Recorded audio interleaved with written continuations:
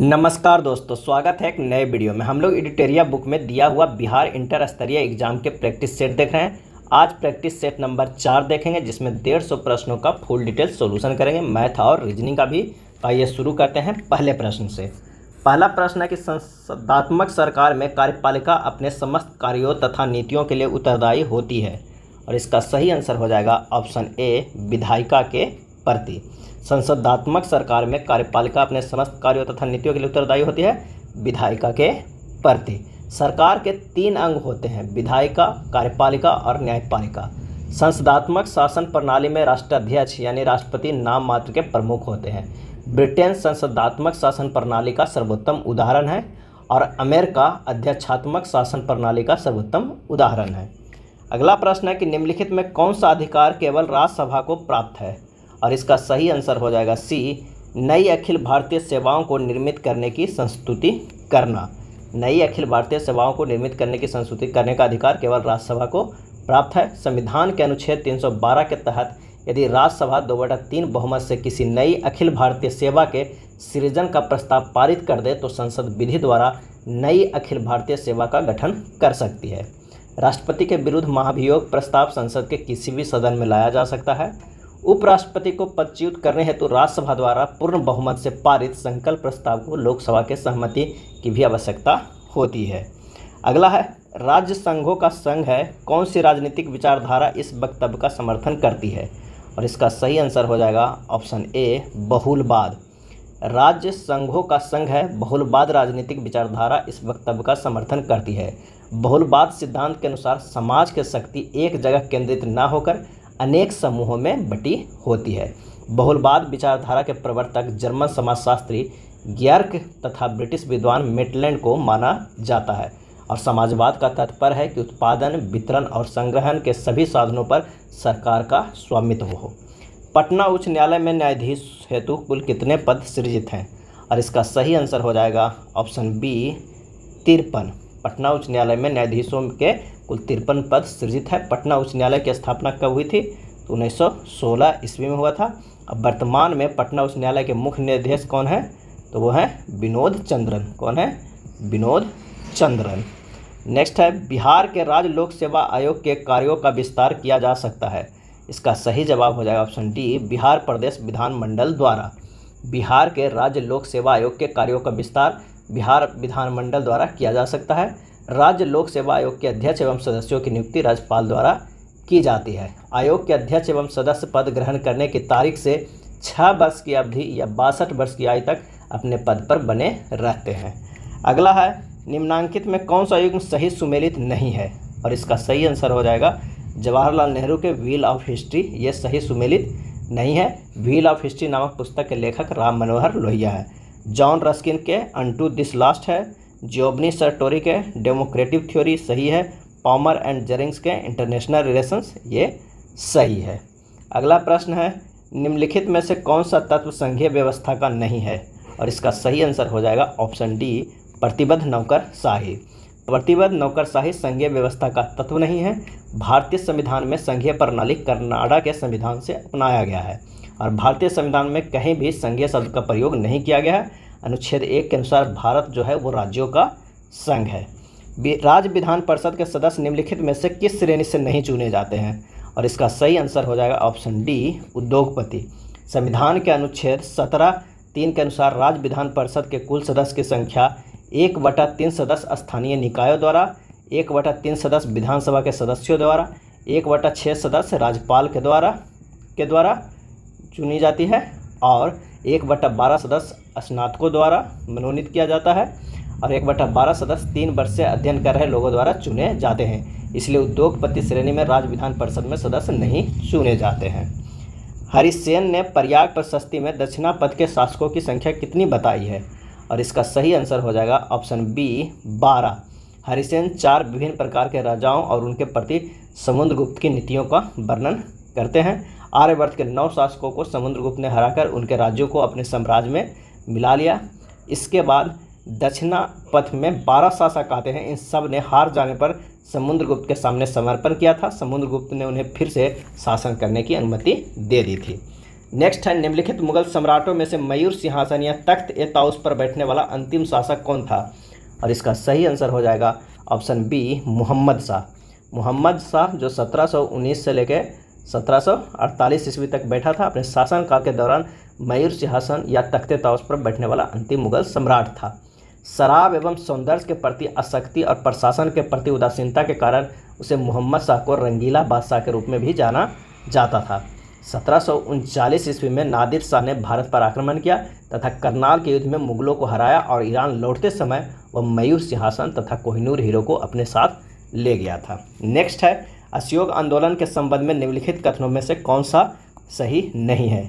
और इसका आंसर हो जाएगा, जालियांवाला बाग नरसंहार के कारण महात्मा गांधी ने इस आंदोलन को स्थगित कर दिया था। ये गलत है।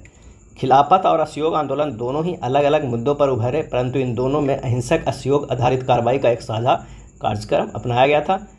बाद में 5 फरवरी 1922 की चौरी चौरा घटना के कारण गांधी जी द्वारा असहयोग आंदोलन को वापस ले लिया गया था। कुछ समय बाद खिलाफत आंदोलन भी अप्रशंसनीय हो गया था। असहयोग आंदोलन वर्ष 1920 में शुरू किया गया था और 1922 में समाप्त हुआ था। बिल्कुल सही। बारदोली प्रस्ताव में गांधी जी ने इस आंदोलन को वापस लेने की घोषणा की थी। ये भी सही। इस आंदोलन में मुस्लिम समुदाय ने व्यापक स्तर पर भाग लिया था। ये भी सही। नेक्स्ट है, अशोक के संबंध में निम्नलिखित कथनों पर विचार कीजिए और बताइए कि कौन सा कथन जो है वो सही है। तो अशोक ऐसा पहला शासक था जिसने अभिलेखों द्वारा जनता तक अपना संदेश पहुंचाने की कोशिश की थी। बिल्कुल सही। अशोक के ज़्यादातर अभिलेख खरोष्टी लिपि में हैं। ये गलत है। अशोक ने अपने एक अभिलेख में कलिंग युद्ध का वर्णन किया। ये सही है। आंसर जो हो जाएगा ऑप्शन सी हो जाएगा। नेक्स्ट है, निम्नलिखित में से कौन कुषाणों की दूसरी राजधानी रही है? और इसका सही आंसर हो जाएगा ऑप्शन सी, मथुरा। कनिष्क कुषाण साम्राज्य का सबसे शक्तिशाली शासक था। उसके साम्राज्य की राजधानी पुरुषपुर या पेशावर थी। लगभग 2000 वर्ष पूर्व मथुरा कुषाणों की दूसरी राजधानी बनी। मथुरा एक धार्मिक केंद्र भी रहा। यहाँ बौद्ध विहार और जैन मंदिर है। यह कृष्ण भक्ति का महत्वपूर्ण केंद्र था। लंगर व्यवस्था की शुरुआत किसने की थी? और इसका सही आंसर हो जाएगा ए, गुरु नानक ने। तलवंडी पाकिस्तान में जो ननकाना साहब में जन्म लेने वाले गुरु नानक ने करतारपुर रावी नदी के तट पर डेरा गुरु नानक में एक केंद्र स्थापित करने से पहले कई यात्राएं की। उन्होंने अपने अनुयायियों के लिए करतारपुर में एक नियमित उपासना पद्धति अपनाई, जिसके अंतर्गत उन्हीं के शब्दों में भजनों को गाया जाता था। उनके अनुयायी अपने अपने पहले धर्म या जाति अथवा लिंग भेद को नज़रअंदाज करके एक सांझी रसोई में इकट्ठे खाते पीते थे। इसे लंगर कहा जाता था। गुरु नानक ने उपासना और धार्मिक कार्यों के लिए जो जगह नियुक्त की थी उसे धर्मशाला कहा गया। आज इसे गुरुद्वारा कहते हैं। नेक्स्ट है, दक्कन के बहमनी साम्राज्य के बारे में निम्नलिखित में कौन सा कथन सही नहीं है? और इसका आंसर हो जाएगा ए, अली आबिद शाह बहमनी साम्राज्य का संस्थापक था। यह कथन सही नहीं है। बहमनी साम्राज्य की स्थापना अलाउद्दीन हसन बहमन शाह, जो जाफ़र खान के नाम से भी जाना जाता है, किया था, जिसने हसन गंगू के नाम से भी जाना जाता है। 1347 में बहमनी साम्राज्य की स्थापना हुई थी। बहमनी साम्राज्य की पहली राजधानी गुलबर्गा थी। ये भी सही। बहमनी साम्राज्य को 4 प्रांत गुलबर्गा, दौलताबाद, बरार और बीदर में विभाजित किया गया था। ये भी सही है। महात्मा गांधी की पुस्तक हिंद स्वराज किस वर्ष लिखी गई? और इसका सही आंसर हो जाएगा ऑप्शन ए, 1909 ईस्वी में लिखा गया हिंद स्वराज। मुगल काल के निम्नलिखित युद्धों का सही कालानुक्रम है? और इसका सही आंसर हो जाएगा पहले खानवा के युद्ध, फिर घाघरा के युद्ध, फिर चौसा के युद्ध, फिर सामूगढ़ का युद्ध हुआ था। खानवा के युद्ध कब हुआ था? तो ये हुआ था 17 मार्च 1527 ईस्वी को। राणा सांगा और बाबर के बीच लड़ा गया था, इसमें बाबर विजय हुआ था। घाघरा का युद्ध हुआ था कब? तो 5 मई 1529 ईस्वी को बाबर और अफगान शासक महमूद लोदी के बीच हुआ था। यह बाबर की अंतिम लड़ाई थी जिसमें उसने लोदी को पराजित किया था। और चौसा का युद्ध कब हुआ था? तो 26 जून 1539 ईस्वी को मुगल सम्राट हुमायूं और शेरशाह शुरू के बीच हुआ था। इस युद्ध में हुमायूं को हार मिली और शेरशाह ने अपनी जीत पर सुल्तान आदिल उपाधि धारण किया। सामूगढ़ का युद्ध कब हुआ था? तो सामूगढ़ का युद्ध हुआ था 29 मई कब? 1658 ईस्वी को दारा शिकोह और उसके 2 छोटे भाइयों औरंगजेब तथा मुराद बख्श के बीच हुआ था। तो आंसर हमारे पास हो जाएगा, वो हो जाएगा कौन सा? सी। 20 फरवरी 1947 को प्रधानमंत्री एटली ने भारत से ब्रिटिश शासन को कब तक वापस लेने की घोषणा की थी? आंसर हो जाएगा ए, जून 1948 ईस्वी तक। कब? जून 1948 ईस्वी तक। निम्नलिखित घटनाओं का सही कालानुक्रम में व्यवस्थित कीजिए। आइए सबसे पहले देखते हैं कि वर्ष 1917 में क्या हुआ था, तो चंपारण सत्याग्रह। अहमदाबाद मिल हड़ताल कब हुआ था, फरवरी मार्च 1918 ईस्वी में। और खेड़ा सत्याग्रह जो हुआ था वो कब हुआ था, तो ये 22 मार्च 1920 ईस्वी को। और असहयोग आंदोलन कब हुआ था, तो अगस्त 1920 को। तो आंसर जो हमारे पास आ जाएगा वो हो जाएगा डी। काफ़ी कन्फ्यूजन रहता है कि जो खेड़ा सत्याग्रह हुआ था वो कब हुआ था, 1918 में, और अहमदाबाद मिल हड़ताल भी 18 में हुआ था। लेकिन पहले अहमदाबाद मिल हड़ताल हुआ था, उसके बाद खेड़ा सत्याग्रह हुआ था। आंसर जो हो जाएगा वो हो जाएगा डी। महात्मा गांधी द्वारा 1940 में प्रारंभ किए गए व्यक्तिगत सत्याग्रह के तीसरे सत्याग्रही कौन थे, और इसका सही आंसर हो जाएगा ऑप्शन डी, ब्रह्मदत्त। 17 अक्टूबर 1940 ईस्वी में महाराष्ट्र के पवनार आश्रम से व्यक्तिगत सत्याग्रह की शुरुआत हुआ था। गांधी जी के द्वारा 11 अक्टूबर 1940 को विनोबा भावे को प्रथम व्यक्तिगत सत्याग्रही के तौर पर चुना, जवाहरलाल नेहरू को दूसरे तथा ब्रह्मदत्त को तृतीय सत्याग्रही चुने गए थे। श्यानता की इकाई है, और इसका सही आंसर हो जाएगा ऑप्शन बी, पॉइजूली। क्या है, पॉइजूली। द्रव का वह गुण जिसके कारण द्रव अपने भिन्न भिन्न परतों के मध्य होने वाली सापेक्ष गति का विरोध करता है, श्यानता कहलाता है। श्यानता का ऐसा ही मात्रक पॉइज होता है। क्या होता है, POISE, पॉइज होता है। इसके अन्य मात्रक किलोग्राम सेंटी पर मीटर स्क्वायर या पास्कल सेकेंड होते हैं। निम्नलिखित युग्मों में से किसका एसआई मात्रक एक समान है, और इसका सही आंसर हो जाएगा ऑप्शन बी, कार्य और ऊर्जा का जो है एसआई मात्रक जूल होता है। अगर आवेश की बात करते हैं तो कूलाम्ब होता है, विद्युत धारा के एम्पियर, शक्ति के वाट, दाब और प्रतिबल के पास्कल, विकृति के मानव रहित और प्रतिरोध के ओम होता है। ध्वनि की तीक्ष्णता किसके द्वारा निर्धारित की जाती है, और इसका सही आंसर हो जाएगा ऑप्शन सी, ध्वनि का तरंगदैर्घ्य। ध्वनि की तीक्ष्णता कंपन की आवृत्ति से निर्धारित होती है, लेकिन आवृत्ति और तरंगदैर्घ्य व्युत्क्रमानुपाती होते हैं। इस प्रकार कहा जा सकता है कि ध्वनि की तीक्ष्णता उसकी तरंगदैर्घ्य पर निर्भर करती है। निम्नलिखित में से किस ऊर्जा परिवर्तन में घर्षण बल शामिल होता है, और इसका सही आंसर हो जाएगा ए, गति ऊर्जा से उष्मा ऊर्जा। गति ऊर्जा किसी गतिशील वस्तु में उसकी गति के कारण उत्पन्न ऊर्जा को गति ऊर्जा कहते हैं, और गति ऊर्जा से घर्षण बल शामिल हो जाता है तो उसे उष्मा ऊर्जा उत्पन्न होती है। उदाहरण, जब दो लकड़ी को गति के साथ आपस में रगड़ा जाता है तो घर्षण बल के कारण उष्मा जो होती है उष्मा उत्पन्न होती है। निम्नलिखित में से क्या रेडियो एक्टिव क्षय का एक प्रकार नहीं है, और इसका सही आंसर हो जाएगा बी, डेल्टा क्षय। किसी रेडियो एक्टिव पदार्थ के परमाणु से अल्फा, बीटा तथा गामा किरणें निकलते हैं। इसमें रेडियो एक्टिव पदार्थ के परमाणु का भार और क्रमांक बदल जाते हैं। इस प्रकार प्रारंभिक रेडियो एक्टिव परमाणु को क्षय हो जाता है तथा किसी नए तत्व के परमाणु का निर्माण होता है। इस घटना को रेडियो एक्टिव विखंडन या रेडियो एक्टिव क्षय कहा जाता है। जिस तरह से नाभिक विखंडित होता है उसके आधार पर रेडियो एक्टिव क्षय के 3 प्रकार अल्फा, बीटा और गामा में प्रतिष्ठित किया जाता है। नेक्स्ट है, लाल रक्त कणिका विहीन जंतु है, और इसका सही आंसर हो जाएगा बी, केचुआ। केचुए में लाल रक्त कणिकाएं नहीं होती है। केचुए एक अकशेरुकीय हैं जो जीनस फेरेटिमा से संबंधित हैं। उनके पास एक बंद प्रकार की रक्त वाहिका प्रणाली होती है जिसमें रक्त वाहिकाएं, केशिकाएं और एक हृदय शामिल होती है। उनमें आरबीसी की कमी होती है और रक्त ग्रंथियां नामक विशिष्ट ग्रंथियां होती है जो रक्त कोशिकाओं और हीमोग्लोबिन के उत्पादन के लिए जिम्मेदार होती है, जो प्लाज्मा में घुल जाती है। निम्नलिखित में किस घटना के पश्चात तारे टिमटिमाते हैं?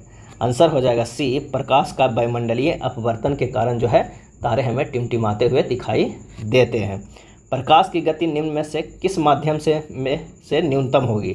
किस माध्यम? तो इसका आंसर जो हमारे पास हो जाएगा वो हो जाएगा डी, कांच, शीशा। प्रकाश ऊर्जा का एक रूप है जिसके द्वारा हम वस्तुओं को देख सकते हैं। प्रकाश एक विद्युत चुंबकीय अनुप्रस्थ तरंग है। कौन सा तरंग है? तो अनुप्रस्थ तरंग है। एक माध्यम से दूसरे माध्यम में जाने पर प्रकाश की गति और तरंगदैर्घ्य में परिवर्तन होता है, लेकिन आवृत्ति में कोई परिवर्तन नहीं होता है। आइए अगर निर्वात में प्रकाश की चाल अगर हम देखते हैं तो कितना होता है? 3 × 10⁸ मीटर पर सेकेंड होता है। और अगर हम जल में प्रकाश की चाल देखते हैं तो 2.25 × 10⁸ होता है। अगर हम कांच में देखते हैं तो ये कितना होता है? 2 × 10⁸ होता है। तो हमारे पास जो आंसर हो जाएगा वो कितना, कौन सा हो जाएगा? वो है डी। नाइट्रोजन गैस के अणु में निम्न में से कौन सा अबंध होता है? और इसका आंसर हो जाएगा ऑप्शन डी, त्रिसहसंयोजी अबंध होता है। नाइट्रोजन गैस के अणु में त्रिसहसंयोजी अबंध होता है। जब संयोजी परमाणु के मध्य 3 इलेक्ट्रॉन युग्मों का सहभाजन होता है उनके बीच का सहसंयोजी अबंध त्रिअबंध यानी ट्रिपल बॉन्ड कहलाता है। कैसे, तो N, ये ट्रिपल बॉन्ड N है। नेक्स्ट है हाइड्रोजन बम किस पर आधारित है, और इसका सही जवाब हो जाएगा A, नाभिकीय संलयन पर। हाइड्रोजन बम का निर्माण एक ताप नाभिकीय संलयन अभिक्रिया पर आधारित होता है। नाभिकीय संलयन की प्रक्रिया को कहा जाता है कि दो हल्के परमाणु के संयोजन में एक भारी परमाणु नाभिक के निर्माण के रूप में होना। नेक्स्ट है हीरा और ग्रेफाइट के बारे में निम्नलिखित में कौन सा कथन सत्य है। आंसर हो जाएगा उनकी विद्युत चालकता समान होती है, गलत। उनके पास समान क्रिस्टल संरचना, ये भी गलत। उनके पास समान डिग्री की कठोरता, ये भी गलत। आंसर हो जाएगा इनमें से कोई नहीं। अगला प्रश्न, निम्न में से किससे अनबुझा चूना कहते हैं। अनबुझा चूना, आंसर हो जाएगा CaO को अनबुझा चूना कहते हैं। यह रासायनिक रूप में कैल्शियम ऑक्साइड है। और बुझा हुआ चूना किसे कहते हैं, सत्य CaOH के होल ट्वाइस को कहते हैं। यह रासायनिक नाम से कैल्शियम हाइड्रोक्साइड होता है। बुझा हुआ चूना कैल्शियम ऑक्साइड पर शुद्ध जल की क्रिया से बनता है। नेक्स्ट है भूकंप की तीव्रता को मापने के लिए किस उपकरण का प्रयोग किया जाता है, और इसका सही जवाब हो जाएगा ऑप्शन डी, रिएक्टर स्केल का।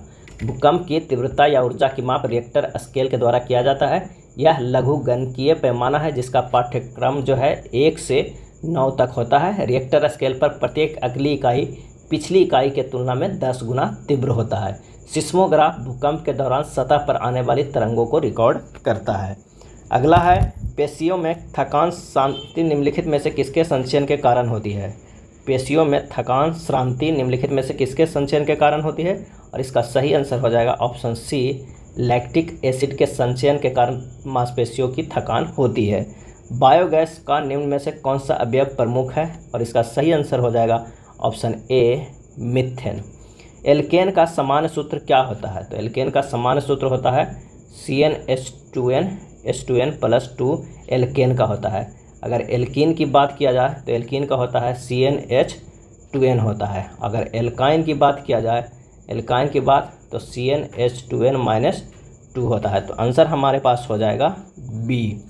अगला है सर्वप्रथम आनुवंशिकता के नियमों का प्रतिपादन किसने किया था, और इसका सही आंसर हो जाएगा ए, मेंडल ने।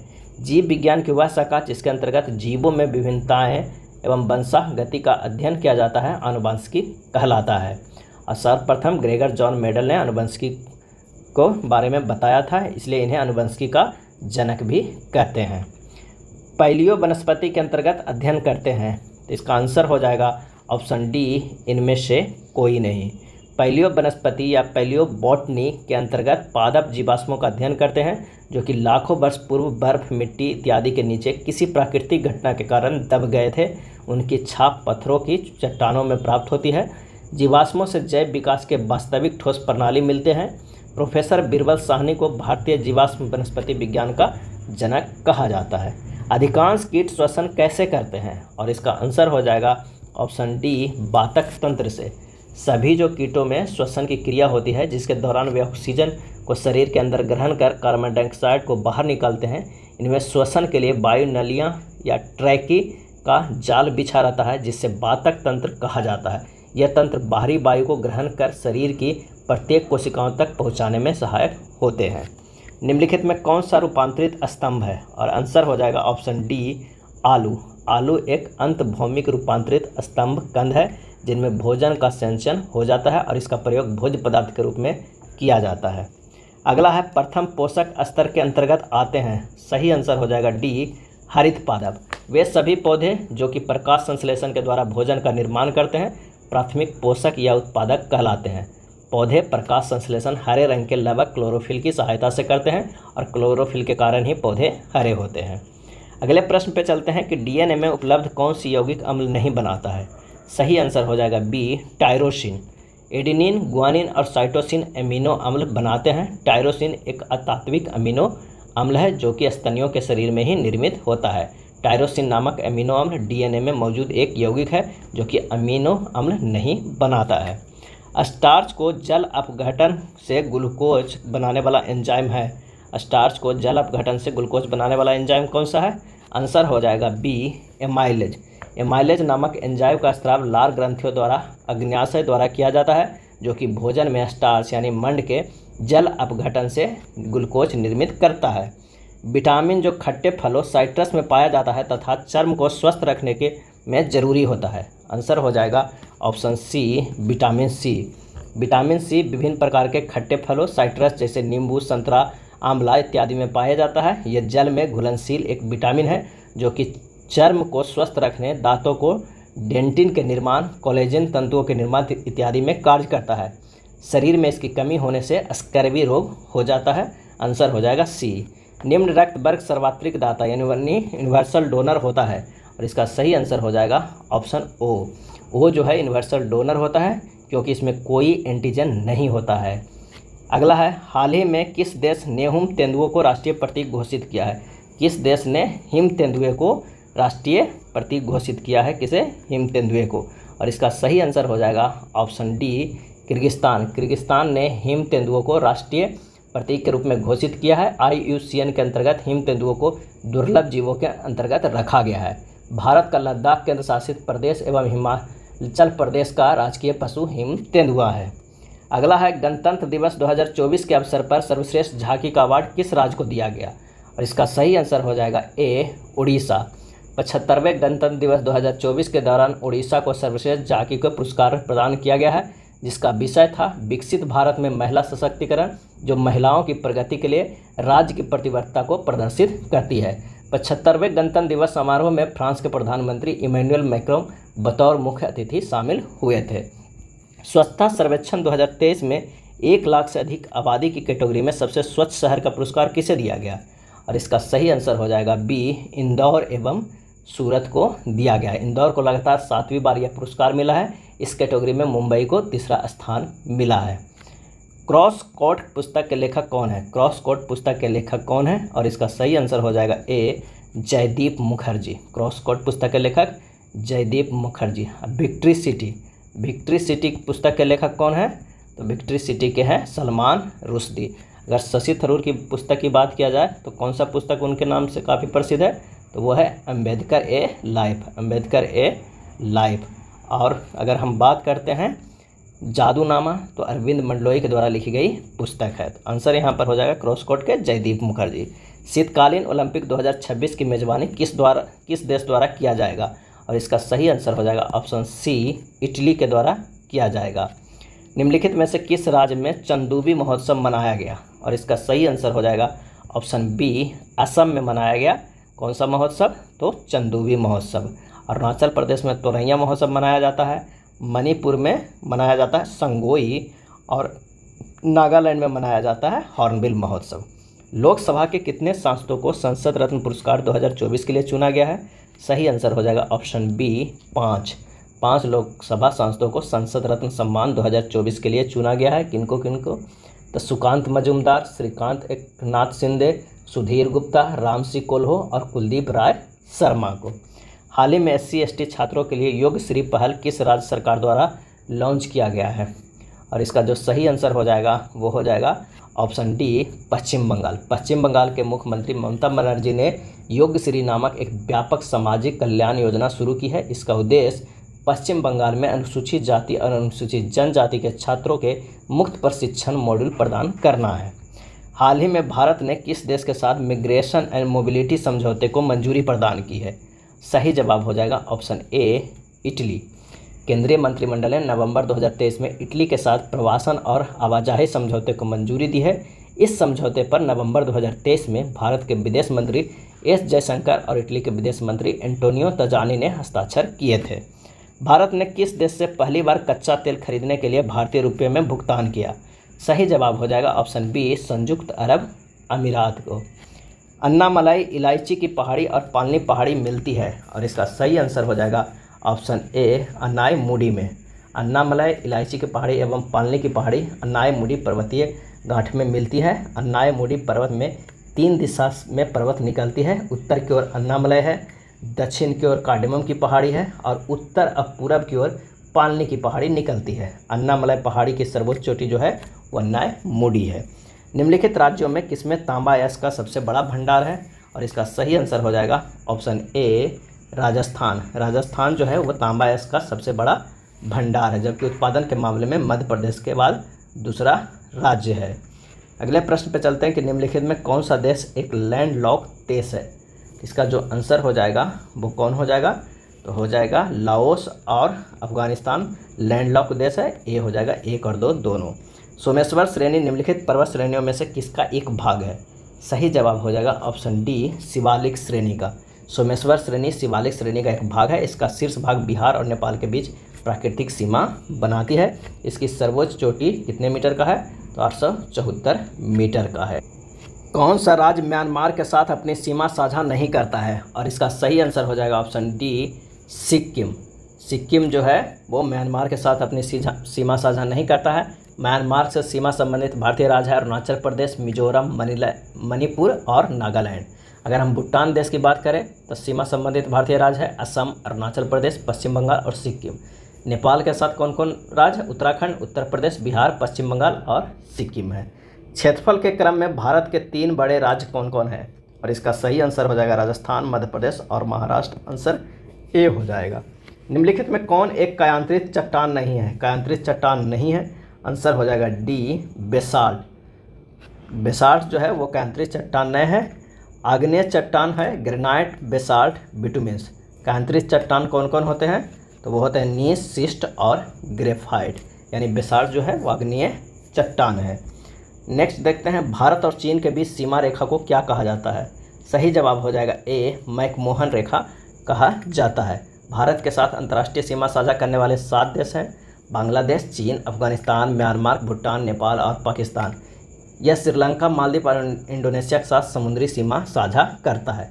मैकमोहन रेखा जो है वो भारत और चीन को विभाजित करता है। अगर डुरंड रेखा की हम बात करें तो ये पाकिस्तान और अफगानिस्तान को अलग करता है। रेड क्लिफ रेखा जो है वो किससे अलग करता है? तो ये भारत प्लस पाकिस्तान को विभाजित करता है। और इंदिरा पॉइंट क्या है? तो ये भारत के निकोबार द्वीप समूह के बड़े निकोबार द्वीप पर स्थित एक गांव है। यह भारत का दक्षिणतम बिंदु है।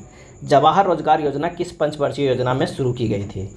और इसका सही जवाब हो जाएगा ऑप्शन डी 7वीं पंचवर्षीय योजना जो चला था कब से? 1985 से लेकर 1990 तक में जवाहर रोजगार योजना शुरू की गई थी। और यह योजना जो है वो जॉन डब्ल्यू मिलर मॉडल पर आधारित थी। भोजन कम और उत्पादन का नारा इसी योजना में दिया गया था। जवाहर रोजगार योजना कब शुरू हुआ था? तो 1989 ईस्वी में राजीव गांधी सरकार द्वारा शुरू की गई थी।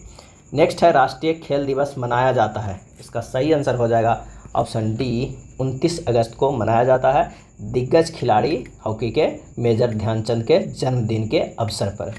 निम्नलिखित में से कौन सी जनजाति सिक्किम में पाई जाती है? और इसका सही आंसर हो जाएगा ए लिम्बू जनजाति। लिम्बू जनजाति जो है वो सिक्किम में पाई जाती है और लेप्चा जनजाति भी सिक्किम में पाई जाती है। अगर हम बात करते हैं रियांग जनजाति तो ये कहाँ पाई जाती है? तो ये त्रिपुरा में पाई जाती है। और नागालैंड में पाई जाती है अंगामी और मिकिर। अगर हम बासी की बात करें तो ये बासी लक्षद्वीप की जनजाति है। कहाँ की? लक्षद्वीप की। और मिकिर कहाँ की है? तो ये नागालैंड की है। 2001 से 11 के मध्य जनसंख्या में वृद्धि दर कितनी है? और इसका सही आंसर हो जाएगा ऑप्शन बी 17.70%। रुक्मिणी देवी अरुंडेल किस शास्त्रीय नृत्य शैली की प्रसिद्ध कलाकार थी? और इसका सही आंसर हो जाएगा ऑप्शन बी भरतनाट्यम की। वर्ष 1956 में इन्हें पद्म भूषण से सम्मानित किया गया था। जीवाणु प्रौद्योगिकी संस्थान कहाँ स्थित है? आंसर हो जाएगा ऑप्शन बी चंडीगढ़ में स्थित है। सूची 1 और सूची 2 को सुमेलित कीजिए और सूचियों के अंत में दिए गए कूटों को सही उत्तर चुनिए। सिमलीपाल, तो सिमलीपाल कहाँ है? तो वो है उड़ीसा में। दिहांग दिवांग ये कहाँ है? तो ये है अरुणाचल प्रदेश में। नोकरेक, नोकरेक कहाँ है? तो वो है मेघालय में। कोल्ड डेजर्ट कहाँ है? जो शीत मरुस्थल कहते हैं तो वो है हिमाचल प्रदेश में। आंसर जो हमारे पास आ जाएगा वो कौन सा हो जाएगा? तो वो हो जाएगा डी। वन संरक्षण अधिनियम किस वर्ष पारित किया गया था? और इसका सही आंसर हो जाएगा ऑप्शन सी 1980 ईस्वी में वन संरक्षण अधिनियम पारित किया गया था। निम्न में से किसको वायुमंडल में द्वितीयक प्रदूषक के रूप में जाना जाता है? सही आंसर हो जाएगा ए O3 को। वे वायु प्रदूषक जो प्रदूषक स्रोत से सीधे वायु में मिलते हैं प्राथमिक प्रदूषक कहलाते हैं। कौन कौन प्राथमिक प्रदूषक हैं? तो CO, CO2, SO2 इत्यादि। जब ऐसे वायु प्रदूषक जो प्राथमिक वायु प्रदूषकों तथा साधारण वातावरणीय पदार्थों की क्रिया के फलस्वरूप उत्पन्न होते हैं द्वितीय वायु प्रदूषक के नाम से जाने जाते हैं। जैसे कौन सा? तो O3, पैराक्सीन CST नाइट्रेट इत्यादि ये सब जो है वो है द्वितीय प्रदूषक होता है। नेक्स्ट है, निम्नलिखित में से कहाँ अंतर्राष्ट्रीय समुद्री संगठन का मुख्यालय स्थित है? इसका सही आंसर हो जाएगा ऑप्शन ए लंदन। नेक्स्ट है, दक्षिण अमेरिका में मध्य अक्षांशीय घास के मैदान का क्या नाम है? और इसका सही आंसर हो जाएगा ऑप्शन बी पम्पास। वह देश जो विश्व में रेशम का सबसे बड़ा उत्पादक है वो कौन सा देश है? तो आंसर हो जाएगा बी चीन। रेशम का सबसे बड़ा उत्पादक देश जो है वो चीन है, जबकि भारत दूसरे स्थान पर है। शहतूत से रेशम उत्पादन में भारत प्रथम स्थान है। भारत में सर्वाधिक रेशम का उत्पादन कर्नाटक राज्य में होता है और रेशम उत्पादन की खेती को सेरीकल्चर कहा जाता है। और ये जो अक्षांशीय घास की मैदान है वो दक्षिण अमेरिका में कौन है? पम्पास। प्रेरी कहाँ का है? तो ये है उत्तरी अमेरिका का। और अगर हम स्टेपिज की बात करें तो ये पूर्वी यूरोप और मध्य एशिया का है। और बेल्ट जो है वह दक्षिण अफ्रीका के घास का मैदान है। और एक कई बार पूछा जाता है डॉन्स, तो ये ऑस्ट्रेलिया के है दक्षिण भाग का। अगला प्रश्न मैथ सेक्शन के है, वह सबसे बड़ी से बड़ी संख्या कौन सी है जो 1992 और 233 को विभाजित करने पर क्रमशः 12 और 13 शेषफल देती है? तो अब इस संख्या 1992 में अगर हम 12 घटाते हैं तो 1980 हो जाएगा और 233 में 13 घटाते हैं तो 220 हो जाएगा। और इन दोनों को हमें SCF निकाल देंगे तो हमारे पास आ जाएगा 220। तो आवश्यक जो संख्या आ जाएगा वो हो जाएगा कौन सा? बी 220। निम्नलिखित में कौन सी संख्या 36 से विभाज्य है? तो 36 से विभाज्य है तो वो 9 और 4 से भी कटेगा, वह संख्या जो 36 से विभाज्य होगा। 9 से विभाजित तो वैसी संख्या होगी जिसका अंकों का योग क्या होगा? 9 से विभाजित होने के लिए अंकों का योग भी 9 से विभाज्य होना चाहिए। और 4 से विभाजित होने का नियम है कि अंतिम के 2 अंक, तो अंतिम के 2 अंक जो है 4 से विभाज्य होना चाहिए। तो यहाँ पर देख लीजिए, अगर हम इसे देखते हैं 55 = 2 के तो जोड़कर 18 होता है जो 9 से विभाजित हो रहा है। और अंतिम 2 12 है जो 4 से विभाजित है। तो आंसर जो हमारे पास हो जाएगा वो हो जाएगा डी। यदि दो संख्याओं का लघुत्तम समवर्त और महत्तम समवर्त 12 और 2 है तो इन संख्याओं का मध्यानुपाती ज्ञात कीजिए। तो LCM गुना SCF बराबर क्या होता है? तो पहली संख्या गुना क्या होता है? दूसरी संख्या। ये 12 गुना 2 दिया हुआ है बराबर क्या हो जाएगा? पहली संख्या गुना दूसरी संख्या। आगे प्रश्न से करेंगे, पहली संख्या गुना दूसरी संख्या बराबर होगा √24, क्योंकि मध्यानुपाती करने पर √24 को हम लिख सकते हैं 2√6, यानी आंसर जो हमारे पास हो जाएगा वो हो जाएगा ए। नेक्स्ट है, एक दिया हुआ है संख्या, उसका मान ज्ञात करना है।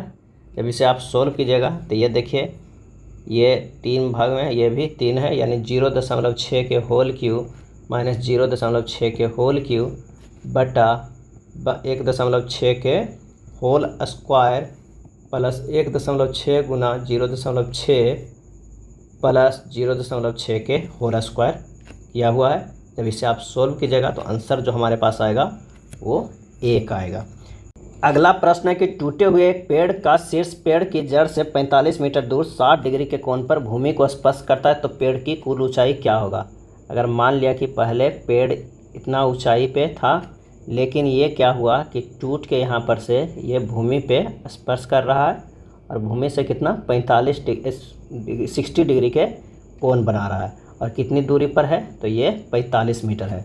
तो हमें ये लंब निकाल लेना है और ये अगर कर्ण निकाल लेते हैं तो लंब और कर्ण दोनों जोड़ देंगे तो ये हमारा पूरा पेड़ की जो है वो ऊंचाई आ जाएगा।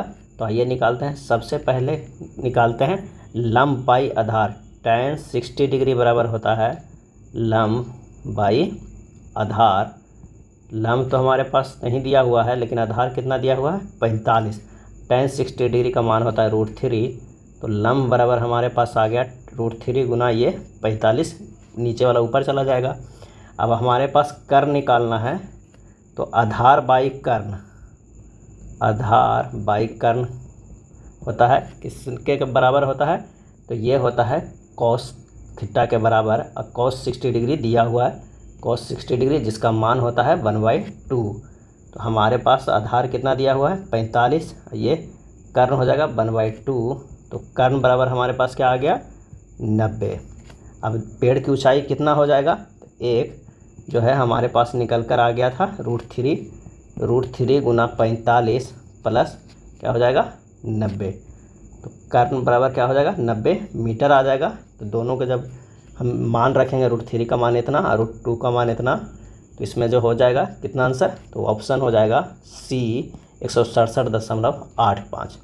12 मीटर गुना 9 मीटर गुना 8 मीटर की बीमाओं वाले कमरे में रखी जा सकने वाली सबसे लंबी छड़ की लंबाई क्या होगी। तो सबसे लंबी छड़ की लंबाई जो होगी वो होगी √12 के स्क्वायर प्लस 9 के स्क्वायर प्लस 8 के स्क्वायर, यानी √144 प्लस 81 प्लस 64 बराबर हो जाएगा √289 यानी 17 मीटर। आंसर होगा बी। दी गई आकृति को ध्यान से देखिए और एस का मान ज्ञात कीजिए। एस का मान देखिए, जिस प्रकार अगर हम 2 गुना 2 बराबर 4 और 5 गुना 2 बराबर 10 लिखें, उसी प्रकार एस गुना 2 कितना होगा 6 होगा। तो हमारे पास हो जाएगा एस बराबर कितना 3। तो आंसर हमारे पास हो जाएगा बी। कबीर और विक्की के वेतन का अनुपात 5:2 है और यदि उनके वेतन में क्रमशः 20% और 12% की वृद्धि की जाती है तो उनके वेतन का नया अनुपात क्या हो जाएगा। तो कह रहे हैं इन दोनों का जो वेतन है उसमें अगर हम ये 500 कर देते हैं, इसका 200 कर देते हैं, और इसमें क्या हुआ है कि 120% की वृद्धि हुई है, मैंने 20% की वृद्धि हुई है तो 120% निकाल लेंगे, और इसमें कितना है 112% निकाल देंगे, तो ये आ जाएगा 600, ये आ जाएगा 224, यानी इन दोनों के 75:28 का जो है वो वेतन में वृद्धि हुआ है। अगला प्रश्न है, ए और बी द्वारा एक साथ किसी छोटे व्यवसाय की शुरुआत करने के लिए 15,000 रुपये निवेश किए गए हैं। उन्हें वर्ष के अंत में 2,000 रुपये का लाभ हुआ है। बी ने लाभ में से अपना हिस्सा 600 रुपये लिया है, तो ए का निवेश कितना था। तो कुल लाभ जो कितना है 2,000, बी का हिस्सा कितना था 600, ए का हिस्सा कितना हुआ 1,400 रुपया। तो ये अब बी के अनुपात के हिस्से का कितना हो जाएगा 7:3 हो जाएगा। तो ये द्वारा निवेश की गई राशि कितना है, तो 15,000 गुना 7/10 बराबर हो जाएगा 10,500। आंसर हमारे पास हो जाएगा सी। 32 रुपये प्रति लीटर की कीमत वाले दूध में से किस अनुपात में पानी मिलाया जाए ताकि 28 रुपये प्रति लीटर वाला मिश्रण प्राप्त हो सके। दूध कैसे लीटर है 32 रुपये, पानी 0 लीटर। अब इसमें से किस रेशियो से मिलाया कि ये 28 रुपये हो जाए। ये हो जाएगा 28 और ये हो जाएगा 4, दोनों का अंतर, यानी हमारे पास जो रेशियो है 1:7 के। आंसर जो हमारे पास आ जाएगा वो हो जाएगा बी। ए एक कार्य को 9 दिनों में, बी 12 दिनों में पूरा कर सकता है। यदि वे इस पर 5 दिनों तक एक साथ मिलकर कार्य करते हैं तो कार्य का शेष भाग खाली स्थान में होगा। तो आइए, ये 9 दिन में ए कर रहा है और बी जो है 12 दिन में। अगर इन सब की क्षमता देखा जाए तो कितना हो जाएगा, तो 9 और 12 के अगर हम एलसीएम लेते हैं तो हमारे पास कितना आता है 36 आएगा। इसका क्षमता 4 हो जाएगा, इसका क्षमता 3 होगा। ए तथा बी द्वारा 5 दिनों किया गया कार्य कितना है, तो 4 3 7 क्षमता गुना 5 कितना 35 कार्य हो गया है। अब शेष कार्य कितना बचा है, शेष कार्य बचा है 1। अब कार्य शेष भाग जो होगा वो करने में कितना लगेगा, तो 1/36 दिन लगेगा। आंसर जो हमारे पास आएगा वो हो जाएगा डी। पाइप ए एक खाली टंकी को 6 घंटे में भर सकता है और पाइप बी उसी खाली टंकी को 8 घंटे में भर सकता है। दोनों पाइपों को एक साथ खोला जाता है, लेकिन 2 घंटे बाद पाइप ए बंद की दी जाती है। टंकी के शेष भाग को भरने में बी कितना समय लेगा। तो सबसे पहले हमें ए जो है वो समय 6 ले रहा है, बी जो है वो क्या ले रहा है 8 ले रहा है। और अगर इन दोनों का हमें एलसीएम लेंगे तो कितना होगा, ये 24 होता है। इसकी क्षमता 4 है, इसकी क्षमता 3 है। अब 4 और 3 है तो कह रहा है कि एक साथ खोला जाता है, लेकिन 2 घंटे बाद पाइप ए को बंद किया जाता है, यानी 2 घंटा तो दोनों साथ चलता है। तो 2 गुना 4 3 7 कितना हो गया 14, क्षमता तो भरा गया। अब बचा कितना 10 बचा, और एक टंकी को शेष भाग भरने में बी कितना समय लगेगा, तो ये 3 क्षमता से भरेगा तो 10/3 हो जाएगा।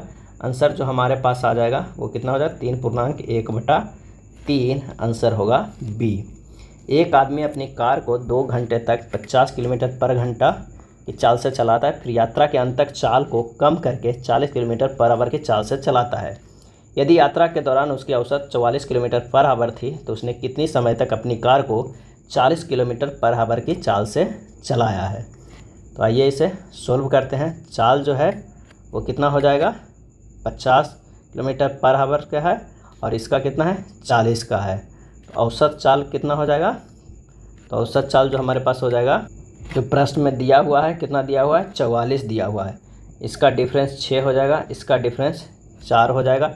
4, ये कितना है, 2 घंटा और ये 3 घंटा चला है। तो आंसर जो हमारे पास पूछ रहा है कि अपनी कार को 40 किलोमीटर पर आवर से चलाया है कितनी समय, तो आंसर जो हमारे पास हो जाएगा 3, ऑप्शन सी सही हो जाएगा। और शॉर्ट से निकालना चाहते हैं तो इस तरह हो सकता है, 50 गुना 2 किलोमीटर ही चलाया प्लस इसमें से 40 किलोमीटर जो होगा वो x से चलाया होगा, बटा 2 प्लस x बराबर आ जाना चाहिए कितना, 44। यहाँ से x के मान निकालिएगा तो 3 आ जाएगा। आंसर जो हमारे पास हो जाएगा सी।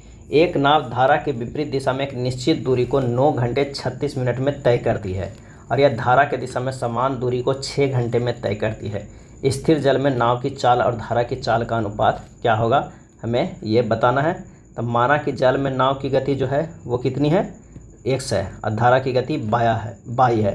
तो धारा के अनुकूल चलता है कितना, x plus 22 kilometre per hour और धारा के प्रतिकूल चलेगा x माइनस 22 किलोमीटर जो है वो पर आवर। इससे आप निकालिए आगे, धारा की दिशा में कितना चल रहा है, समय लग रहा है, तो ये 6 घंटा और धारा के विपरीत लग रहा है 48/5, ये है 9 घंटा 36 मिनट को किया गया है। और अगर हम चाल इसका और अधिक कम करते हैं तो अनुपात तो 5:8 हो जाएगा। अगर हम चाल की बात करते हैं तो चाल कितना हुआ, 8:5 आ जाएगा।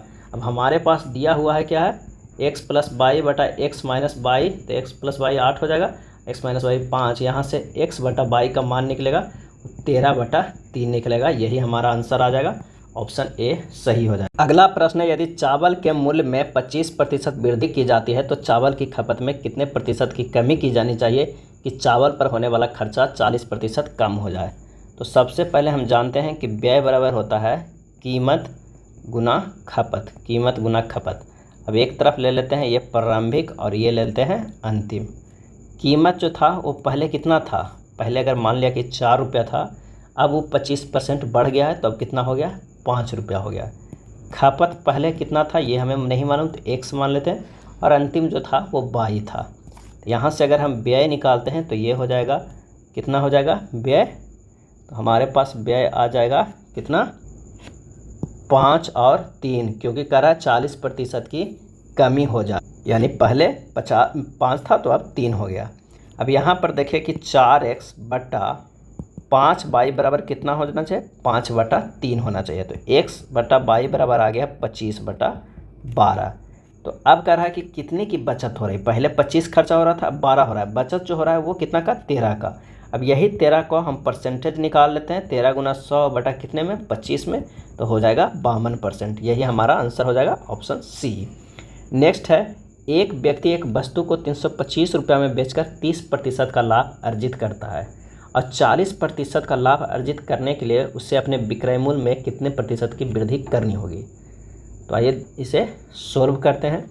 वस्तु का जो लागत मूल्य बराबर होगा कितना हो जाएगा, 325, तो उसे क्या क्या है, बेचा है ना, उस पर 30% कम आया था।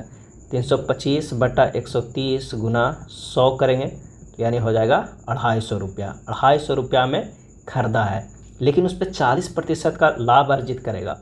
तो 250 बटा 100 गुना 140 कर देते हैं तो हमारे पास हो जाएगा कितना, 350 रुपये, यानी 350 में बेचेगा। लेकिन पहले कितना में बेचता था, 325 में, यानी अब 25 रुपया महंगा करेगा। और ये कितने जो होगा परसेंटेज है, कितने परसेंट को वृद्धि कर रहा है, किस में, जो पहले बेचता था। 25 बटा 325 गुना 100 कर देंगे तो हमारे पास आ जाएगा 7.69%। या शॉर्ट ट्रिक से बना सकते हैं कि 140 जो है का लाभ अर्जित करना चाहता है और पहले 30% का लाभ था, तो ये बस इतना कर दीजिए, हो जाएगा 107.69%, यानी लाभ बराबर 7.69%। आंसर हो जाएगा सी। कौन सा वार्षिक भुगतान 5% वार्षिक साधारण ब्याज की दर से 4 वर्ष बाद 38,700 रुपया का ऋण चुकाएगा। और इसका सही आंसर हो जाएगा कौन सा, जैसे प्रथम वर्ष अगर मान लिया कि है 100 रुपया, किस्त भी 100 रुपया। द्वितीय वर्ष अगर 100 रुपया मूलधन है तो किस्त कितना चुकाएगा, क्योंकि 5% वार्षिक साधारण ब्याज की दर से चल रहा है तो 105 हो जाएगा। तृतीय वर्ष अगर 100 रुपया है तो ये चुकाएगा 110।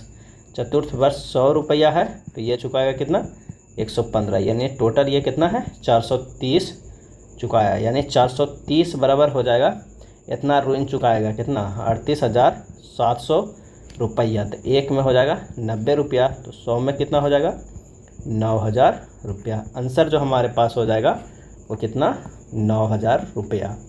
ब्याज की वार्षिक चक्रवृद्धि के आधार पर निवेशित 6400 रुपया की राशि 2 वर्षों में बढ़कर 7,056 रुपया हो जाती है, तो ब्याज दर की प्रतिशत क्या होगी। मूलधन जो था वो पहले कितना था, 64 था, अब मिश्रधन क्या हो गया, 7,056 हो गया। इसे अंडर रूट कर देते हैं तो ये आ जाएगा 80 और ये आ जाएगा 84। दोनों का डिफरेंस कितना है, 4 है। हमारे पास आ जाएगा 4/80 गुना 100 बराबर कितना, 5%। यही हमारा आंसर आ जाएगा, वो हो जाएगा डी। कॉलेज पी में 180 छात्र हैं जिनके अंकों का औसत जो है वो क्या है, 88 है। और कॉलेज क्यू में 320 छात्र हैं जिनके अंकों का योग जो है वो क्या है, 72 है। दोनों कॉलेजों के औसत अंक क्या होगा।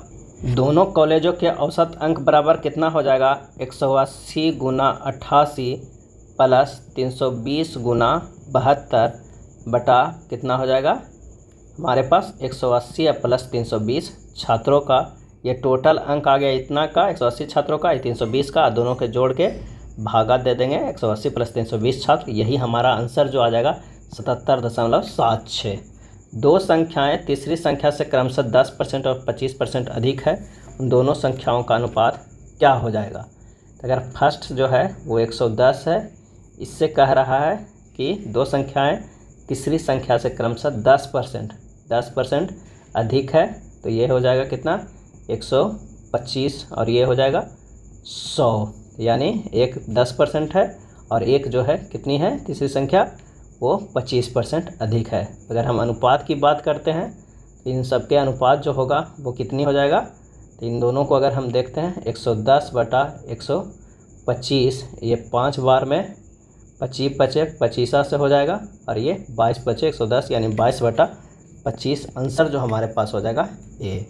ये थर्ड हो जाएगा, ये सेकेंड था और ये फर्स्ट था। राजू यातायात तथा भोजन पर क्रमशः अपनी आय का 10% तथा 20% खर्च करता है। वह शेष आय का 30% कपड़ों पर खर्च करता है। अपनी शेष आय को वह बचा लेता है। यदि उसकी बचत 26,460 रुपया हो तो भोजन तथा कपड़े पर मिलाकर कुल खर्च कितना होता है।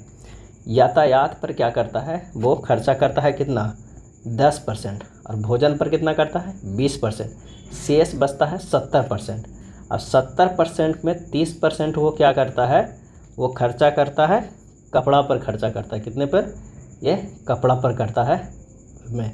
अब ये बचा कितना, 70 में से 21 गया, कितना, 49% बचा। कितना बचा, 49%। 49% बराबर हमारे पास दिया हुआ है 26,460 रुपया। अब कह क्या रहा है कि भोजन तथा कपड़ा पे, तब भोजन में करता है कितना, वो है 20% और कपड़ा पर करता है कितना, 21%। टोटल कितना हुआ, 41%। तो 49 बराबर इतना है, तो 41% बराबर कितना हो जाएगा, ये कितना हो जाएगा, 26,460 बटा 49 गुना 41 निकालेंगे, हमारे पास आंसर आ जाएगा कितना, 22,140 रुपया। आंसर हो जाएगा ऑप्शन सी।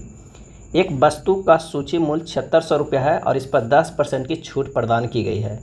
इस वस्तु पर और कितनी छूट दी जाए जिससे इसका शुद्ध विक्रय मूल्य 5814 रुपया हो जाए। अंकित मूल्य कितना है, 7600 रुपया है। नया विक्रय मूल्य कितना होना चाहिए, तो 68, कितना सबसे पहले छूट दिया गया है, 10%, यानी 7600 गुना 90/100 कर देंगे, तो ये हो जाएगा 6840 रुपया।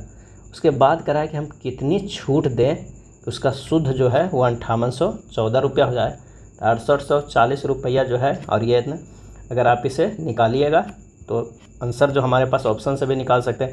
अगर 6840 का 15% घटा दिया, यानी 85% निकालिएगा तो 5814 आना चाहिए लगभग। तो हमारे पास जो आंसर आएगा वो हो जाएगा सी। ए और बी ने एक साथ मिलकर काम किया और 15 दिन के लिए कुल 18,000 रुपये प्राप्त किए। काम में ए की कुशलता बी की कुशलता के 5 गुनी थी। ए की दैनिक मजदूरी कितनी थी? ए तथा बी की एक दिन की मजदूरी जो होगा वो 18,000 बटा 15 यानी 1200 रुपया हो जाएगा। लेकिन ए का जो कुशलता क्षमता है वो 5 था, बी का था 1 था। तो 1200 में 6 से डिवाइड देके 5 से गुना करेंगे तो 1,000 रुपया किसे मिलना चाहिए? तो वो है ए को मिलना चाहिए। आंसर होगा डी। अगला प्रश्न है 4 के पावर 999 को 7 से विभाजित करने पर शेषफल क्या होगा? तो आइए इसे करते हैं। 4 के पावर 999 बटा 7, इसे लिख सकते हैं 4 के पावर 3 गुना 333 बटा 7, ये हो जाएगा 64 बटा 7 के पावर कितना 333, 64 के पावर 33 है और बटा 7 है। जब इससे देखेंगे तो ये 1 पे के पावर 333 होगा, क्योंकि 7 से विभाजित करेंगे 64 में तो 63 कट जाएगा, 1 बचेगा, तो इसके पावर 33 हो गया। तो शेष जो हमारे पास आएगा वो 1 ही बचेगा। आंसर हो जाएगा सी। नीचे दिया गया वृत्त जो है वो विभिन्न फैक्ट्रियों के उत्पादन को दर्शाता है। इन सभी 6 फैक्ट्रियों के कुल उत्पादन 22,000 रुपया है। एक विशिष्ट फैक्ट्री के उत्पादन को इन सभी 6 फैक्ट्रियों के कुल उत्पादन के प्रतिशत के रूप में दर्शाया गया है। तो P1 जो है वो A, C, D तथा F के औसत उत्पादन का मान है। P2 B तथा E के उत्पादन के बीच का अंतर है। तो P1 प्लस P2 का मान क्या हो जाएगा? तो सबसे पहले P1 बराबर हमें निकालना होगा 37 प्लस 20 प्लस 4 प्लस जो है 10 बटा 4 यानी 71 बटा 4% बराबर 17.75% है। P2 बराबर B और E के उत्पादन के बीच का अंतर है जो 16 माइनस 13 बराबर 3%। तो P1 प्लस P2 बराबर कितना हो जाएगा? 22,000 गुना ये जोड़ देंगे 17 3 20.75 20.75%, इसका निकालेंगे तो 4565 रुपया आ जाएगा। आंसर जो हो जाएगा वो हो जाएगा डी। संख्याओं के उस समुच्चय को चुनिए जो निम्नलिखित समुच्चय के समान है। तो 16 30 36 ये किस तरह है? तो पहले और तीसरी संख्या के वर्गमूल का योग गुना 3 करके दूसरी संख्या निकाला गया है। अगर हम देखा जाए तो 4 प्लस 6 कितना हुआ 10 और गुना 3 बराबर करेंगे तो 30 होगा। यानी 4 के वर्गमूल और 6 के वर्गमूल करके 3 से गुना किया तो 30 हो गया। उसी तरह ऑप्शन डी में देखते हैं कि इसका वर्गमूल करेंगे तो 3 आएगा, इसका वर्गमूल करेंगे तो 5 आएगा। तो 3 प्लस 5 कितना हो गया 8, 8 गुना 3 कितना हो जाएगा 24। आंसर हमारे पास हो जाएगा डी। उस विकल्प का चयन करें जो तीसरी संख्या को उसी प्रकार संबंधित है दूसरी संख्या पहली संख्या से। 13 के स्क्वायर प्लस 13 करेंगे तो आ जाता है 169 प्लस 13 कितना 182। उसी तरह 18 के स्क्वायर प्लस 18 करेंगे तो कितना आ जाएगा 324 प्लस 18। तो आंसर हमारे पास हो जाएगा कौन सा? तो आंसर हो जाएगा 342 ए। जाकिर हुसैन तबला बजाते हैं, तो इनमें से कौन सा सही हो जाएगा? तो हो जाएगा डी। हरिप्रसाद चौरसिया जो है वो बांसुरी बजाने के लिए प्रसिद्ध है। 4 शब्द दिए गए जिनमें से 3 शब्द किसी प्रकार से एक जैसे हैं, एक अलग है, अलग शब्द का चयन करें। सही जवाब हो जाएगा ऑप्शन डी मुद्रा। अक्षर समूह के 4 युग्म दिए गए हैं, 3 किसी प्रकार एक जैसे एक अलग है। अगर अलग जो है विकल्प को ये चयन करना है तो पहले और दूसरे का योग तीसरे के बराबर है। जैसे अगर हम मान लिया कि ई बराबर होगा 5, एन का मान होता है कितना 14, तो हमारे पास जो है वो आर के मान के बराबर होना चाहिए। तो आर का मान कितना आता है? तो आर के मान 18 आता है, जबकि ये 14 और 5 कितना हो जाएगा 19 हो जाएगा। तो ये बराबर नहीं है, तो हमारा जो सबसे विकल्प चयन है वो सी हो जाएगा। बाकी आप इस सब में देख सकते हैं कि बराबर है। किसी भाषा में स्काई इज ब्लू को इतना, ब्लू एंड रेड को इतना इस तरह लिख सकते हैं, तो राम लाइक्स ब्लू को क्या लिखा जाएगा? तो इसका जो आंसर हो जाएगा वो हो जाएगा ए 503 लिखा जाएगा। किसी भाषा में ओ को 20, LIT को 46 तथा उसी भाषा में PIG को क्या लिखा जाएगा? तो यहाँ पर ओ को क्या है? ओ का मान 15 होता है, प्लस 5 जोड़ दिया गया 20 है। LIT में होता है L का 12, I का 9 और T का 20, कितना हुआ 41। उसमें से क्या हुआ 5 जोड़ देंगे तो 46 हो जा रहा है। उसी तरह PIG को लिखेंगे, P का मान होता है 16, I का 9 और G का 7 होता है, टोटल हो गया 32, उसमें 5 जोड़ेंगे तो 37 डी आ जाएगा। क्लैरिटी को इतना लिखा जाता है तो फ्रोजन को किस प्रकार लिखा जाएगा? सभी को जोड़कर दुगना कर देना है, जैसे C का 3 होगा, L का 12 होगा, A का 1 होगा, 18 होगा, 9 होगा 20 होगा और 25 होगा। जोड़ जाड़ के 88 आया, उससे 2 गुना करते हैं तो 176। फ्रोजन को भी जोड़ेंगे तो 84 आएगा और 2 से गुना करेंगे तो कितना आ जाता है 168। आंसर हो जाएगा सी। एक भिन्न है जो अलग है उसे चुनिए। किस तरह भिन्न है? 9 के स्क्वायर प्लस 9 करेंगे तो 90 हो जा रहा है। 3 के स्क्वायर प्लस 5 जोड़ते हैं तो 30 होता है। अगर इसमें देखा जाए 7 के स्क्वायर प्लस 7 जोड़ते हैं तो 56 आता है। इसमें 8 के स्क्वायर 88 64 प्लस 8 जोड़ते हैं तो 72 है, इक्वल टू नोट 66 के बराबर है। और ये होगा 5 के स्क्वायर प्लस 5 30 हो जा रहा है। तो ये और ये तीनों एक जैसा है, लेकिन ये जो है ये नहीं, मतलब ये जो है वो डिफरेंस है। तो आंसर जो हमारे पास हो जाएगा बी हो जाएगा।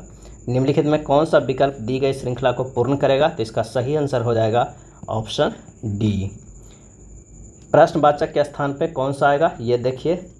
अगर वॉवेल का हम सीरीज देखते हैं तो ए ई आई ओ यू, ये तो पूरा चल रहा है। कॉन्सोनेंट के सीरीज जे से एल गया +2 है, एल से एन गया +2, एन से पी +2 और पी से +2 करेंगे तो पी क्यू आर हो जाएगा। आंसर जो हमारे पास हो जाएगा वो हो जाएगा ए। प्रश्नवाचक के स्थान पे कौन सी संख्या आएगा? तो आइए देखते हैं इसमें कौन सी संख्या आएगा। तो 7 में से अगर हम 9 जोड़ते हैं तो 16 आता है। 16 में से 8 जोड़ते हैं 24, 24 में से 7 जोड़ते हैं तो 31, 31 में से 6 जोड़ते हैं तो 37 और 37 में से 5 जोड़ेंगे तो कितना होगा 42। हमारा आंसर आ जाएगा 42। प्रश्नवाचक चिन्ह में इसमें क्या आएगा? ये किस तरह का सीरीज है ये देखते हैं। अगर 37 में से क्या करते हैं, 37 में से 5 गुना 2 करके घटाते हैं तो हमारे पास जो आ जाएगा वो 27 आ जाएगा। उसी तरह 142 में घटाएंगे कितना, 27 गुना 2 करके यानी 54 घटाएंगे हमारे पास आ जाएगा कितना 88। उसी तरह 87 में से 36 घटा देते हैं, 18 गुना 2 कर दिए हैं 36, तो ये आ जाएगा 51। आंसर हो जाएगा डी। कथन एवं निष्कर्ष का प्रश्न है। सभी जो बल्ब है, सभी एक तरह के ये बल्ब हैं जो क्या है, तो वो ट्यूब है। सभी जो बल्ब हैं वो ट्यूब है। ये ट्यूब हो जाएगा और ये जो हो जाएगा बल्ब हो जाएगा। उसके बाद कह रहा है कि कुछ जो बल्ब है वो टम्बलर है। कुछ जो बल्ब है वो क्या है, टम्बर है। तो आइए निष्कर्ष निकालते हैं। कोई बल्ब ट्यूब नहीं है, गलत है। कुछ टम्बलर बल्ब है, सही है। आंसर जो हमारा निकल के आ जाएगा ए। केवल निष्कर्ष सेकेंड अनुसरण करता है। दीपाली विजय की बेटी है जिसकी पत्नी सुनीता है। यदि दीपाली मोहित की पत्नी है तो मोहित विजय से किस प्रकार संबंधित है? दीपाली जो है विजय की बेटी है। दीपाली जो है वो किसकी बेटी है, तो विजय की बेटी है, जिसकी पत्नी कौन है, पत्नी है सुनीता। उसके बाद करा यदि दीपाली मोहित की पत्नी है, ये किसकी पत्नी है, मोहित की पत्नी है। तो मोहित और विजय में किस प्रकार संबंध है, तो दामाद का रिलेशन होगा। आंसर जो हो जाएगा वो हो जाएगा सी। 8 मित्र है PQRSTU भी एक वृत्ताकार मेज के चारों ओर जो है वो समान क्रम में समान दूरी पर दक्षिणावर्त बैठे हैं। सभी का मुख मेज के केंद्र की ओर है। यदि कहा जाता है यू दक्षिण में बैठा हुआ है, यू जो है दक्षिण में बैठा है, तो उत्तर पूर्व दिशा में कौन बैठा हुआ है, इसी समान क्रम में बैठा हुआ है। अगर उत्तर तो ये होगा यू। यहाँ पर जो हमारे पास हो जाएगा वो हो जाएगा भी, यहाँ पर हो जाएगा W, यहाँ पर हो जाएगा P, यहाँ पर हो जाएगा Q, यहाँ पर हो जाएगा R और यहाँ पर हो जाएगा S, यहाँ पर हो जाएगा T। उत्तर अब पूरब दिशा में, उत्तर ये है पूरब ये है, तो जो हमारे पास आ जाएगा हो जाएगा ये R। ऑप्शन ए सही हो जाएगा। सीमा अपने ऑफिस गई। जब वह ऑफिस पहुंची तो उसका मुख दक्षिण दिशा की ओर था। घर से निकलने के बाद वह 2 बार बाएं मुड़ी और फिर ऑफिस पहुंचने से पहले दाएं मुड़ी। जब सीमा घर से निकली तो उसका मुख किस दिशा में था? इसका आंसर हो जाएगा कि डी, पश्चिम दिशा में था। निम्नलिखित समीकरण के संख्याओं को किस प्रकार रखना उचित हो जाएगा? तो जब इसे सोल्व कीजिएगा तो हमारे पास आंसर जो हो जाएगा वो हो जाएगा सी। कौन सा? तो वो हो जाएगा सी। गणितीय चिन्हों को सही संयोजन का चयन करें जिसे दिए गए समीकरण में हैशटैग चिन्हों के स्थान पर क्रमिक रूप से रखे जाने पर समीकरण संतुलित हो जाएगा। तो आंसर जो हो जाएगा वो होगा सी। निम्नलिखित शब्दों में एक तर्कपूर्ण तथा अर्थपूर्ण क्रम में व्यवस्थित कीजिए। तो सबसे पहले होगा माइक्रोन, फिर मिलीमीटर, सेंटीमीटर, मीटर, किलोमीटर, उसके बाद मील। आंसर जो होगा वो होगा सी। केरल के लोग बहुत से व्यंजन नारियल के तेल में पकाते हैं, ये कथन है। निष्कर्ष आइए, नारियल तेल बहुत से व्यंजन में उपयोग होने वाला देश का प्रमुख तेल है। केरल नारियल तेल का बड़ा उपभोक्ता है। सही जवाब हो जाएगा ऑप्शन ए, केवल। निष्कर्ष सेकेंड है जो पालन करता है। कंप्यूटर मानव जाति के महानतम नवाचारों में से एक है। निष्कर्ष, कोई अन्य नवाचार कंप्यूटर से बेहतर नहीं है। कंप्यूटरों ने मानव जाति को लाभान्वित किया है। इसका सही जवाब हो जाएगा ऑप्शन डी, केवल। निष्कर्ष सेकेंड है जो पालन करता है। निम्नलिखित विकल्पों में से वह शब्द चुनिए जो दिए गए शब्दों के अक्षरों का प्रयोग करके बनाया जा सकता है अथवा नहीं बनाया जा सकता है। तो आइए इसे सोल्व करते हैं कि शब्द इतना में से ए का प्रयोग हुआ है। जो हमारे पास जो ऑप्शन ए में आता है, इफेस में ए का प्रयोग हुआ है, जो इफिशिएंट में उपस्थित नहीं है। तो आंसर जो हमारे पास है जो ए हो जाएगा, ए इसमें नहीं है। नताशा और कृष्णा की वर्तमान आयु का योग 50 वर्ष है। 10 साल पहले कृष्णा नताशा से दुगनी उम्र के थे। कृष्णा की वर्तमान आयु क्या है? तो नताशा प्लस कृष्णा, नताशा प्लस कृष्णा का उम्र कितना है? 50। 10 साल पहले क्या था? अभी जो है वो नताशा से दुगनी उम्र के थे, तो यानी 10 साल पहले x और 2x। तो वर्तमान में हो जाएगा x प्लस 10 और 2x प्लस 10 हो जाएगा, यानी x प्लस 10 और प्लस 2x प्लस 10, जो कि दिया हुआ कितना? 50 दिया हुआ है। तो इसे x का मान आ जाएगा 10। पूछ क्या रहा है? कृष्णा की वर्तमान आयु क्या हो जाएगा? तो 2x प्लस 10, यानी 10 दूनी 20 प्लस 10 कितना हो जाएगा? 30। आंसर जो हमारे पास आ जाएगा 30 वर्ष। यदि उत्तर पूरब, उत्तर पूरब क्या हुआ? पश्चिम हो जाता है। ये जो उत्तर पूरब है वो बन जाता है, क्या बन जाता है? ये बन जाता है, यानी ये 45 डिग्री और 90 डिग्री इतना घूम जा रहा है। तथा दक्षिण और पूरब, ये दक्षिण और पूरब क्या हो जाएगा? ये चला जाएगा, उत्तर चला जाएगा, इस तरह बन जाएगा। तो इस प्रकार पश्चिम क्या हो जाएगा? तो पश्चिम हमारा जो आ जाएगा वो बन जाएगा दक्षिण पूरब। आंसर हो जाएगा ऑप्शन ए हो जाएगा। शब्द एक दिया हुआ में अक्षरों के कितने जोड़े ऐसे हैं जिनके मध्य उतने ही अक्षर हैं जितने अंग्रेजी वर्णमाला के उनके मध्य है? तो यहाँ पर देखिए कितने हैं। सी से लेके आई तक एक है, सी से लेके आई तक एक है। एक और देखा जाए सी से ई तक में भी उतने ही हैं। अगर 2 तो मिल गया, तीसरा होगा आर से टी तक, आर से टी तक है, और एक है टी से आर तक। तो आंसर जो हमारे पास आ रहा है, एक ई से आई भी होगा, सॉरी ई से एक आई भी होगा।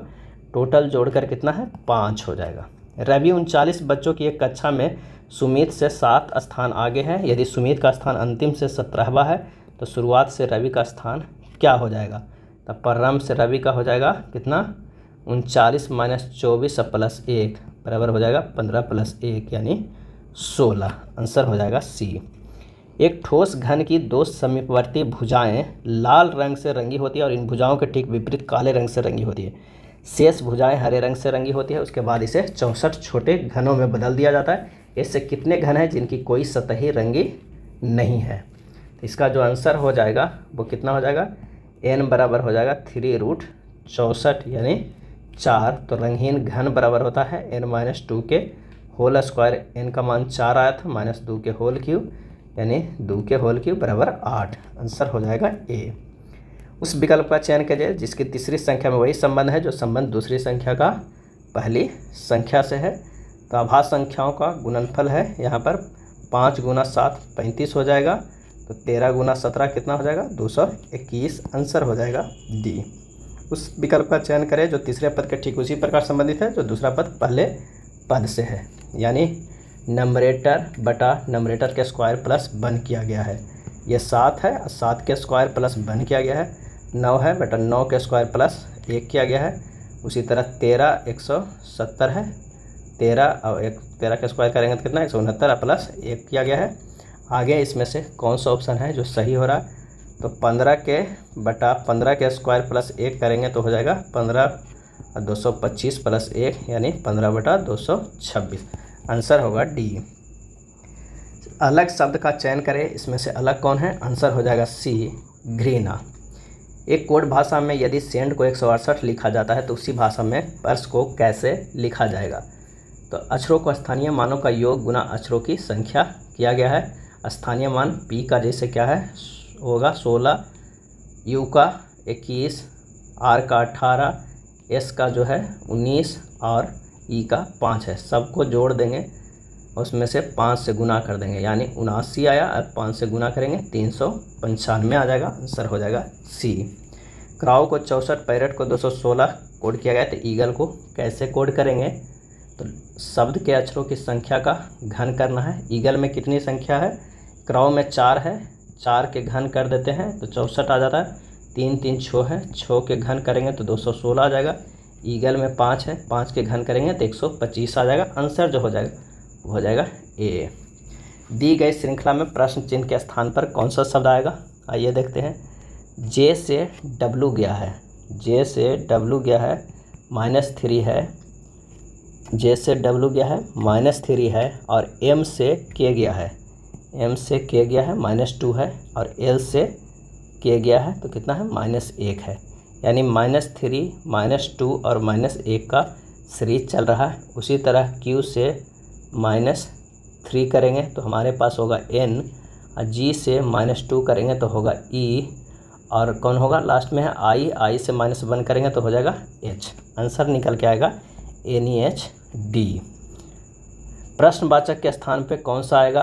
तो यहाँ पर देखिए कि कौन सा सीरीज हो रहा है। तो यहाँ पर +1, +2, +3 और +4 का नियम का पालन किया जा रहा है। अगर हम मान लिया कि यहाँ से P से Q, Z से A, X से Y, इसमें +1 हुआ है, यहाँ से +2 हुआ है, यहाँ से +3 हुआ है, और अगला जो होगा +4 का होगा।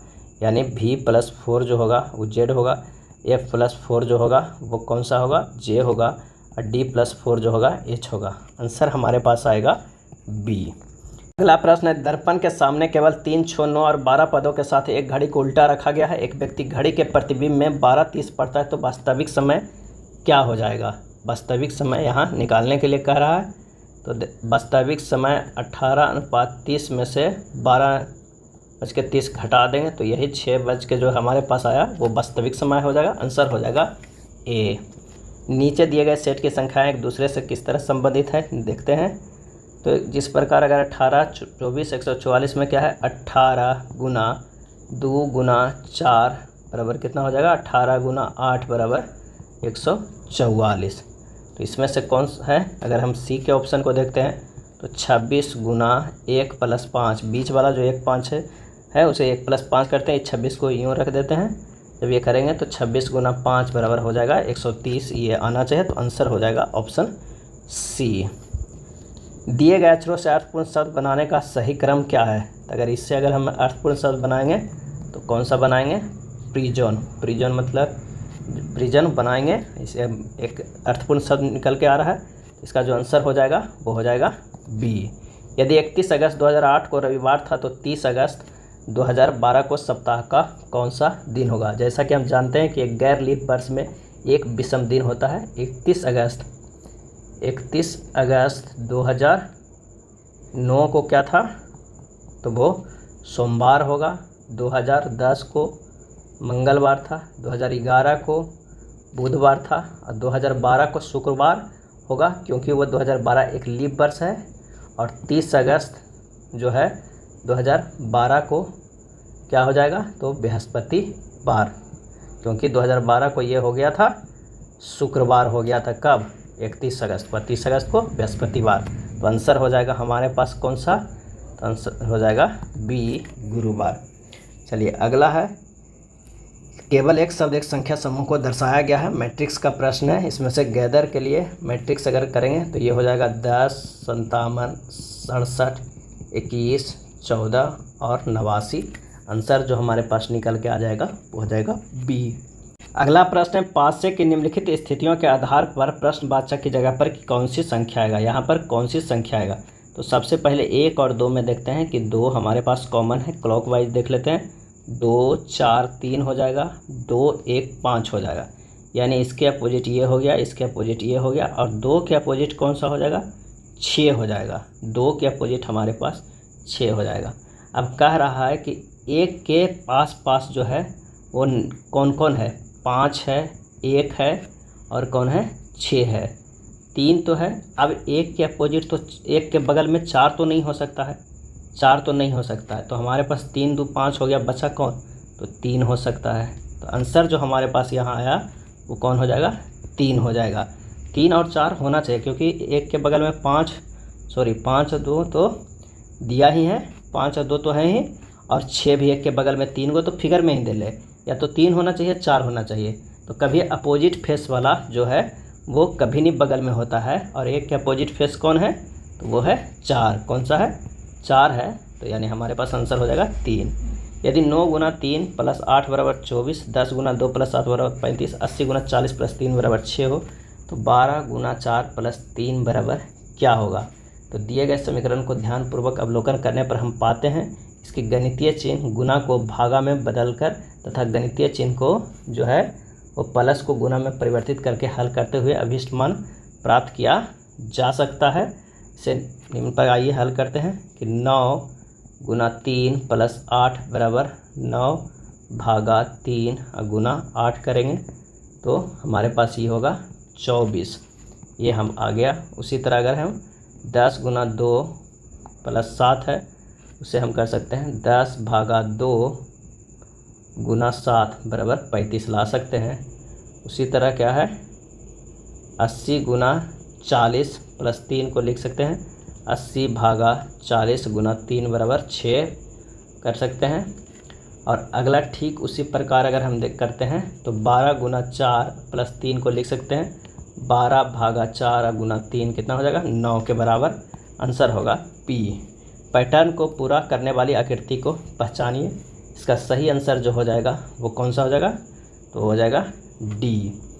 अगला फिगर वाला प्रश्न के आंसर भी होगा कौन सा, डी। 1 4 5 मिलके पूर्णवर्ग बन जाएगा। वृत्त कॉलेज प्रोफेसर को, त्रिभुज सर्जरी विशेषज्ञ को और आयत मेडिकल को दर्शाता है। तो निम्न में से किसे दर्शाता है हमें ये दिखाना है। बी किसको दर्शाता है, बी कहाँ पर है, तो बी ये है और ये है। तो आंसर जो हो जाएगा वो हो जाएगा कि उन मेडिकल विशेषज्ञों को जो न तो प्रोफेसर है और न ही सर्जरी विशेषज्ञ है, सी हो जाएगा। 4 विकल्पों में से एक उपयुक्त आकृति का चयन करें जो आकृति मैट्रिक्स को पूरा करता है। आंसर हो जाएगा ऑप्शन डी। 147 का कितना हो जाता है, तो वो होगा बी। 148 की बात करते हैं तो इसका हो जाएगा सी। 149 के फिगर वाला का जो आंसर होगा उसका आंसर हो जाएगा सी। और 150 का क्या होगा, 150 का आंसर जो हो जाएगा वो हो जाएगा डी। ये था इडुटेरिया के बुक में दिया हुआ बिहार एसएससी के प्रैक्टिस सेट। वीडियो अच्छा लगा तो लाइक एंड शेयर कर दिएगा। धन्यवाद।